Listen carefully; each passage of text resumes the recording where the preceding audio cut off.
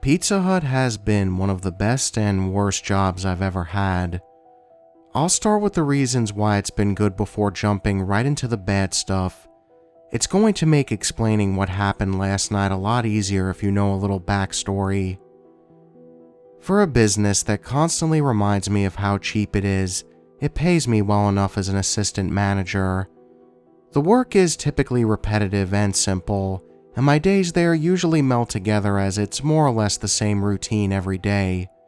Deal with customers, make the pizzas and wings, call the Pepsi company and complain our order is late for the third time in a row. There's the odd time when things get tense. We get angry or complaining customers every few days, but every workplace that deals with customer service gets those. Thankfully, it never usually takes more than a free pizza or a credit on their next order to make them happy again. For the past 11 months I have been the restaurant's main closer. My shifts never change from 4 to 11 or 4 to 12 on Fridays and Saturdays. Once in a while I'll get scheduled for a 10 to 6 or 11 to 7 shift if one of our openers is sick, but that's pretty rare. However, it does happen. Since I live in such a small town, my Pizza Hut only deals with takeout and delivery orders. There's no dine-in area at all except a couple of bar tables and stools by the main entrance for people to wait for their order.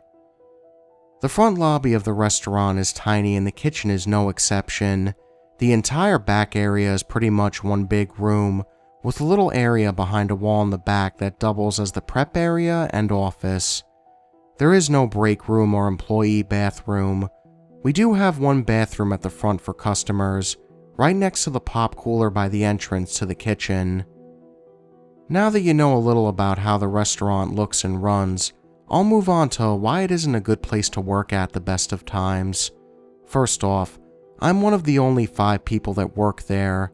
My boss and 2 of my other employees are contract workers from India, so English isn't their first language.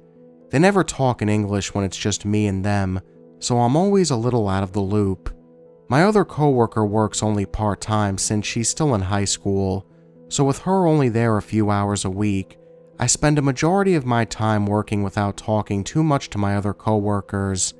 It can get pretty lonely. Now, a little about me. I just turned 20. I'm a smaller female and I live about 10 minutes away from work. That's 10 minutes walking one way. I don't have my license or a car. This typically doesn't bother me, but it does get kind of scary when I'm walking home in the dark after midnight. Thankfully, the walk to my house is in a pretty good part of town. I've yet to run into any real issues. Other than the language barrier between me and most of my coworkers, the only real problem comes from the night shifts.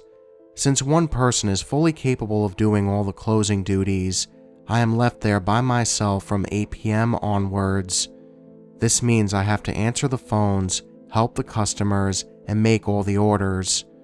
It's not usually busy, so I never have a problem with that, unless there's the odd time when I get 4 or 5 orders at once, but I am really fast at making pizzas. I can usually get them made and in the oven within a minute and a half of the order being taken.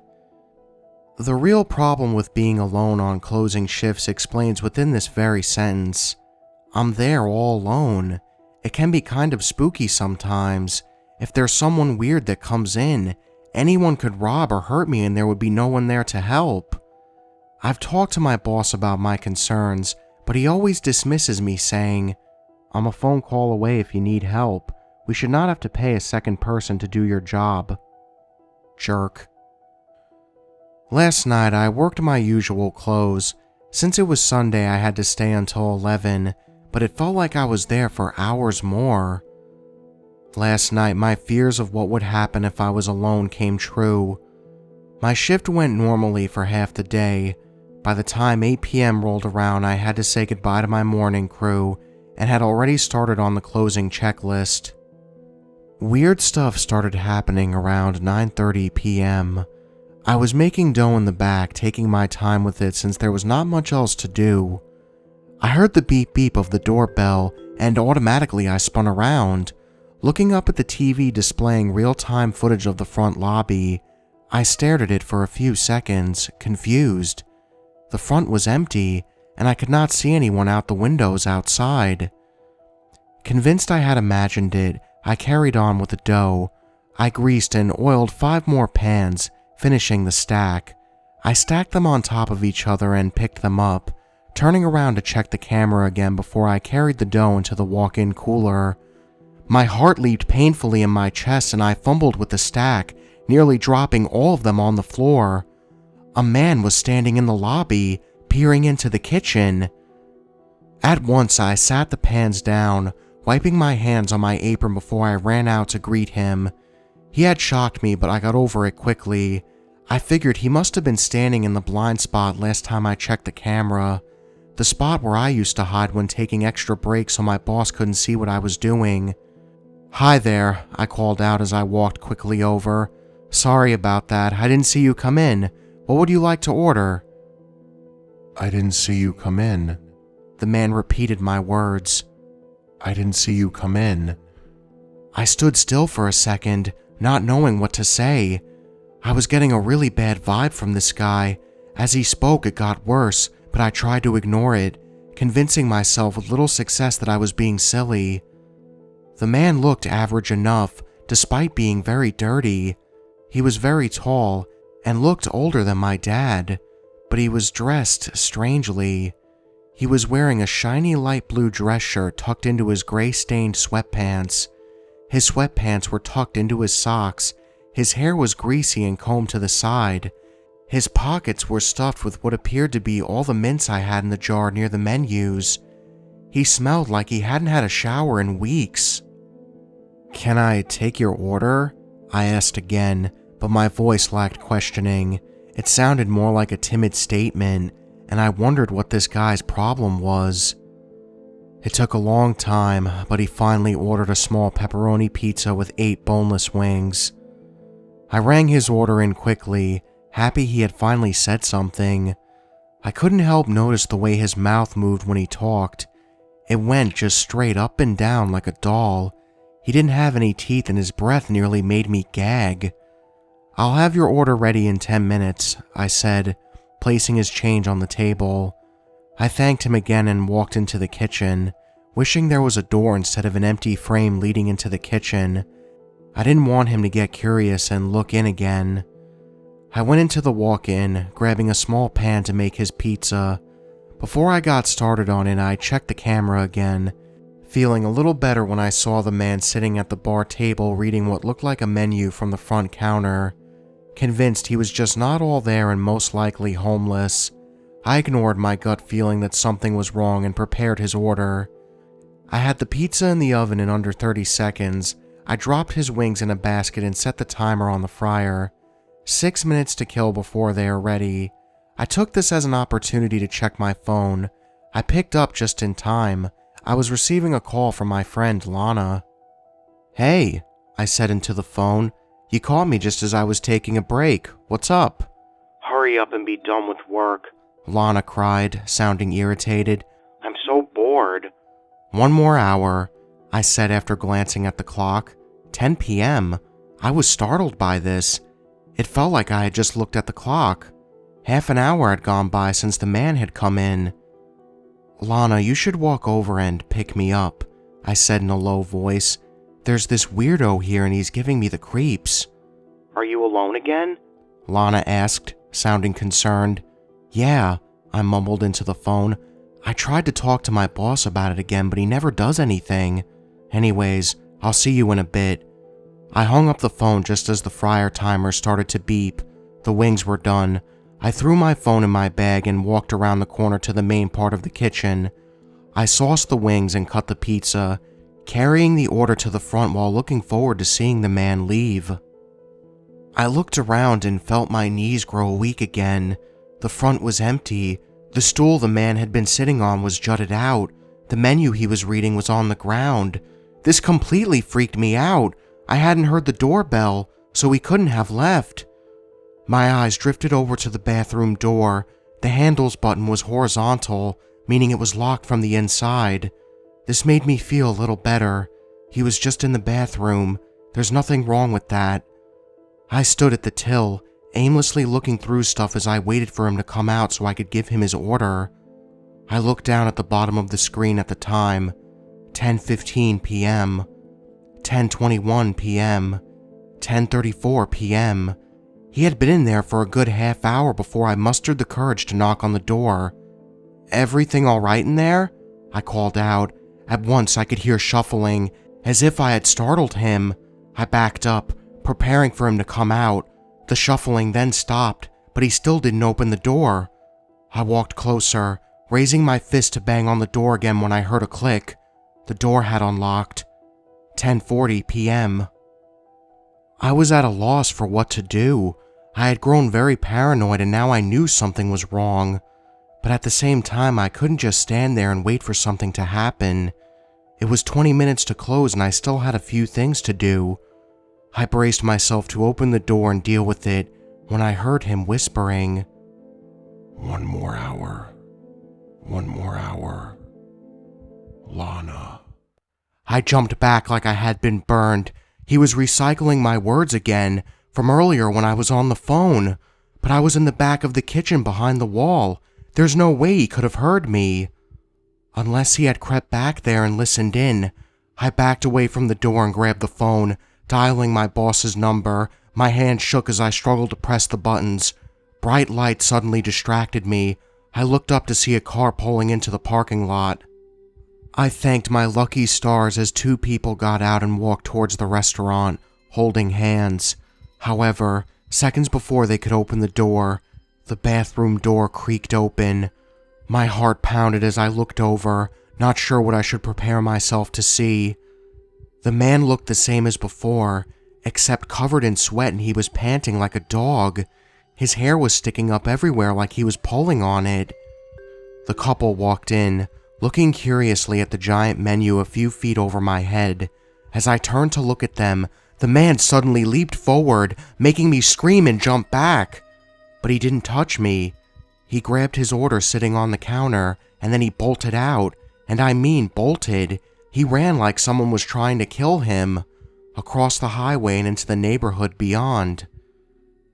The relief I felt when he was gone was unexplainable. I was nearly laughing when I took the customer's order, so dizzy I could hardly keep it together. I rang in what they wanted and raced to the back to prepare my last order of the night. 10:52 p.m. With the customers in the front, I felt comfortable enough to look out the windows and make sure the man had not returned. It was dark, but I could see enough, and after a few good minutes of checking things out, I decided it was safe to say he was gone for good. I was also starting to wonder where Lana was and hoped she hadn't run into the creep. 10:57 p.m. I brought out the customer's order and they thanked me, leaving me no tip, but I wasn't expecting one after they saw me scream as the man grabbed his order. As soon as they drove away, I turned off the open sign and raced to the back to grab my things. I put my jacket on and went to the back area to turn off the computer system. Realizing I forgot to check the bathroom to make sure the man hadn't done anything weird in there, I dismissed the thought. I wasn't going to spend any more time in here than absolutely needed. I've had enough for today. The computer made a few beeping sounds as the entire system shut down, and the light above me went out like it's supposed to. The only thing on now was the security camera, and I glanced up at it, hoping to see Lana walking over. Something bothered me about what I saw. The front was empty and dark, but I could still see the shapes and shadows of things. There was no one inside but me. I used the master switchboard next to the computer to turn the front light on, and I nearly had a heart attack. The man was standing outside the door, not moving and staring in through the glass. It's hard for me to remember everything that happened next. All I can recall is running into the walk-in cooler and locking myself in as I called the police from my cell phone. I remember crying as I tried to recall to them what exactly had happened. They drove me home and promised to keep a lookout for him, but that didn't make me feel much better. I felt like they didn't entirely believe me, but I was sort of expecting that.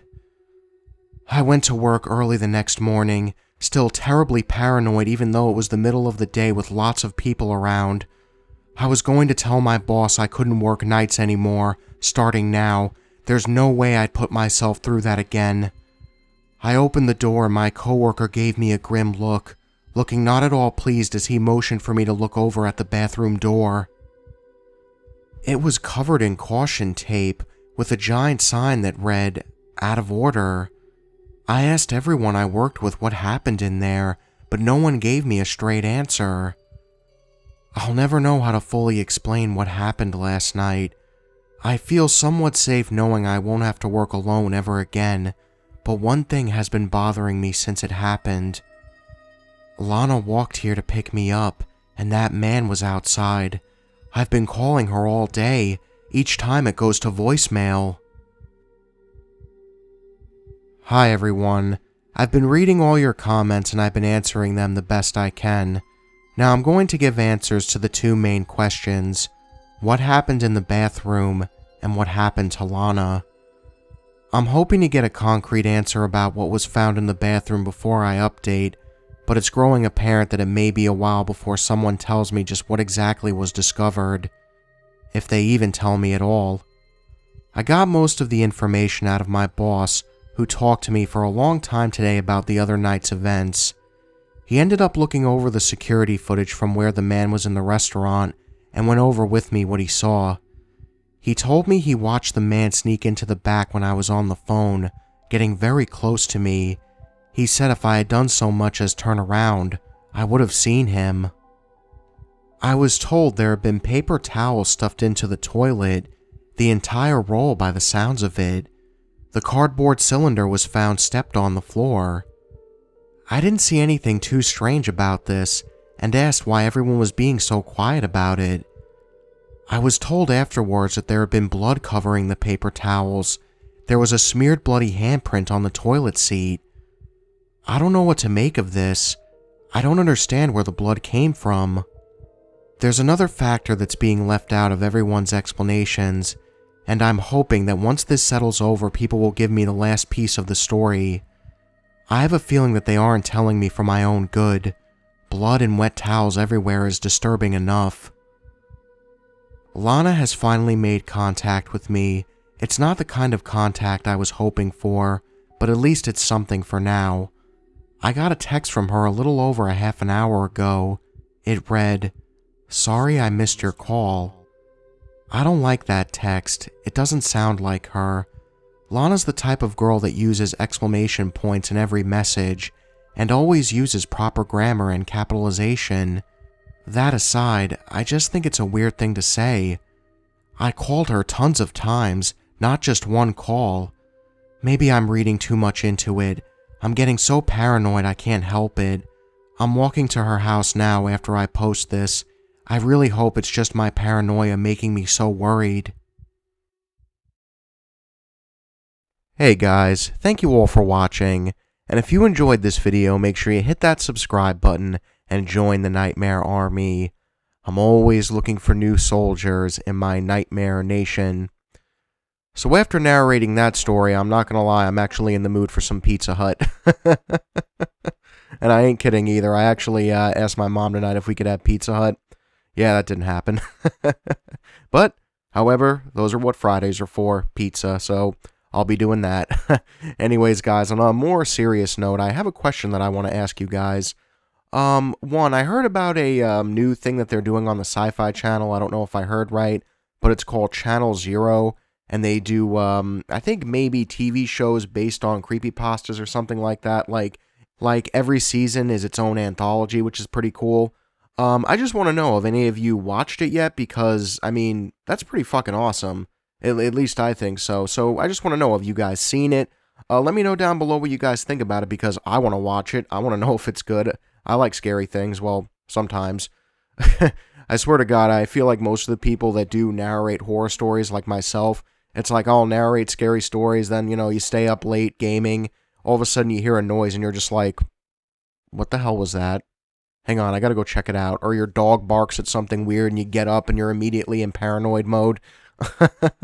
But anyways, guys, thank you all for watching, and just remember, the best ideas always come out of nightmares.